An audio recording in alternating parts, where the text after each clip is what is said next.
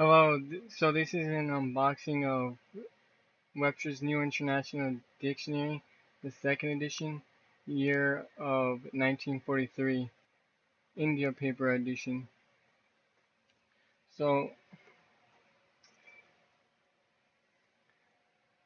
so this version is remarkable and renowned for its efficient and unique revision of, or the last efficient revision of Webster's company before they were bought off by Ballantyne. Uh, Ency- not Ballantyne, Encyclopedia Britannica, which they got their hands on the third edition, which was not that great of edition. It was more descriptive than prescriptive. So the second edition of Webster's New International Dictionary was the last nice revision of Webster unabridged dictionaries. So I got this, and also this dictionary is not scanned on the archives.org, so it's you can't get this dictionary off the internet like the original Webster's New International Dictionary, which is all over the internet everywhere. It's in the public domain. Now this dictionary has some weird archaic ghost words. Like if you look it up on the Wiktionary or on the Wikipedia, this is a word called door. There's a print. All the older editions on the print. So let's see if it has the term doored and irregardless, which has this unique definition as well.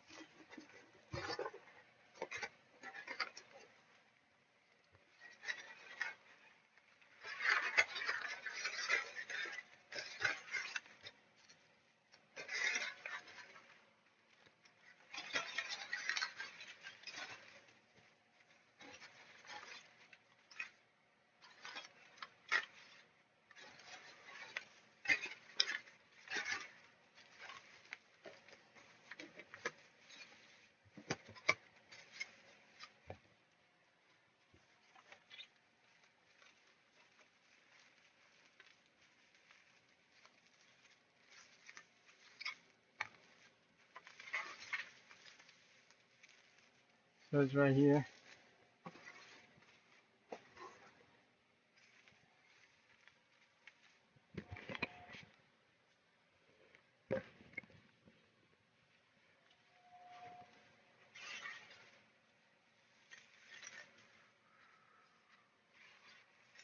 So let's see if it has the word doored.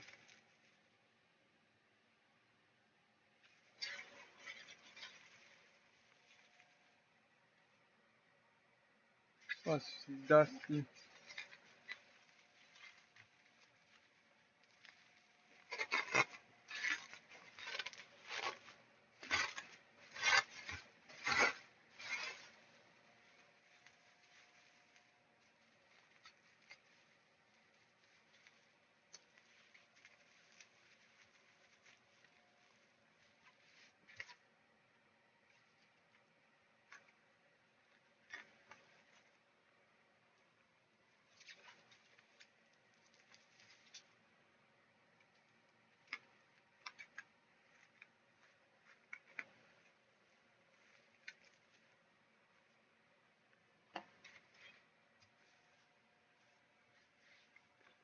See how it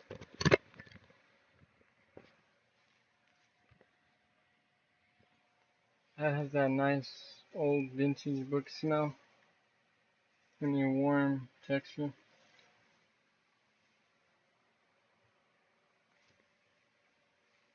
So there it is.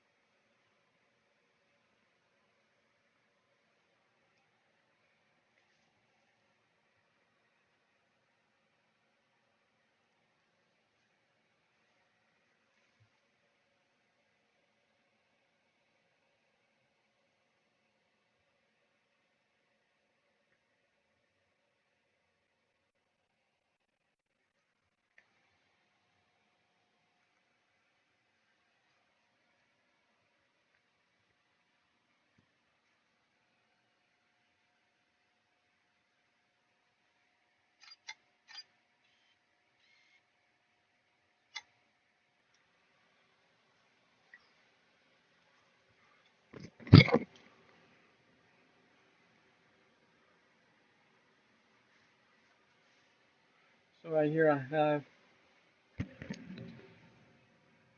Webster's New International Second Edition.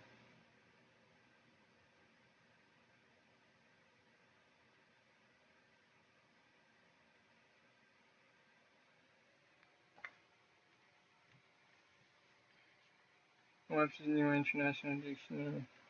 Webster's New International Dictionary Second Edition.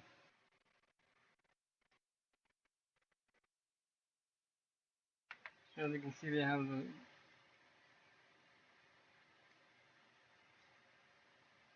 Imperial Japan, Germany.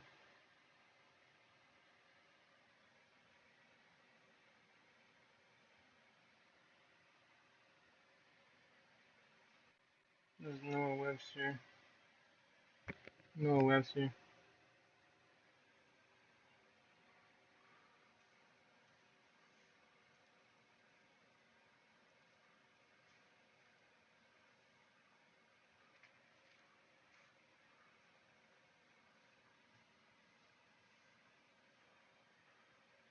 Webster's New International Dictionary Second Edition.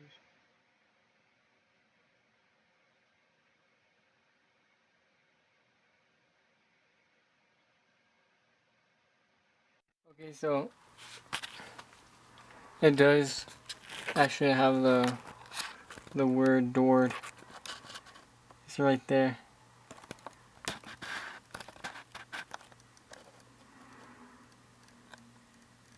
Doored, noun, physics and chemistry. Density. Doored.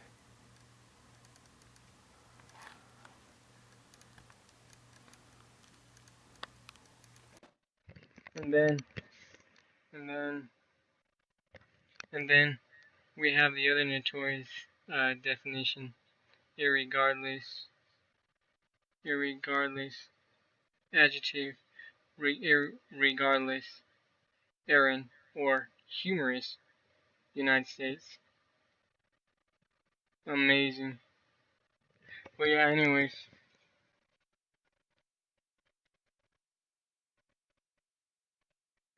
I want to read. Wait, before I finish this video, I want to read this excerpt on etiquettes.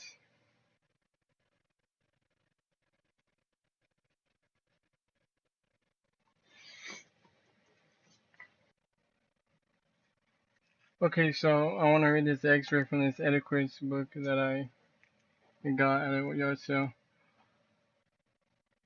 Charm of speech. No speaker who searches for words is interesting. Beautiful speech of a locomotive, each puff broken with and the listeners sharing in the search and also sharing in the effort with which each word is pronounced.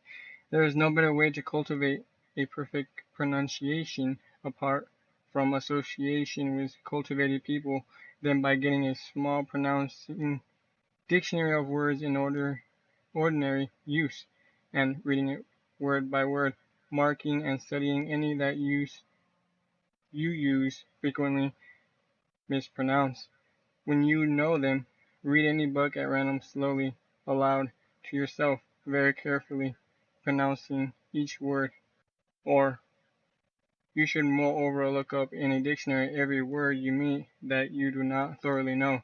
Another convenient way to enlarge your vocabulary, as well as to correct your faults of pronunciations, is that of a notable lawyer whose early advantages had not taught him good English, but who won a high reputation for the purity of his speech. The secret of his achievement was that for years he wrote words or phrases, a few at a time, on his bathroom mirror with soap. Then he practiced these words by saying them over and over to himself day after day while he shaved and dressed.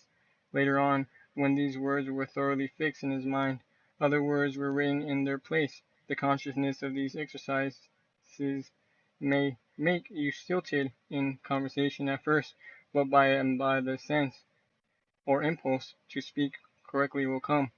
Similar methods have been followed by many men and handicapped in youth through lack of education, who have become prominent in public life, and by many women who, likewise handicapped by circumstances, have not only made possible a credible position for themselves, but have then given their children the inestimable advantage of learning their mother tongue correctly at their mother's knees.